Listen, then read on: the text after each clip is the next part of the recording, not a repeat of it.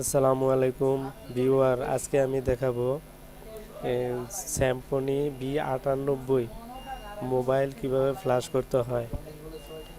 আর এই এই ফাইলটা ফ্ল্যাশের ফাইলটা ভিডিও ডেসক্রিপশনে লিংক দেওয়া আছে, আপনারা চাইলে ওখান থেকে ডাউনলোড করে নিয়ে আসতে পারবেন।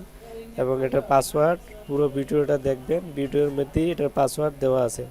সর্বপ্রথমে CM2 SPD2 ওপেন করবেন, তারপর এখানে সিপিইউ সিলেক্ট করবেন, তারপর ফ্ল্যাশে গিয়ে আপনার যেখানে ফাইল ডাউনলোড করা আছে ওখানে ফাইলটা সিলেক্ট করে দিবেন।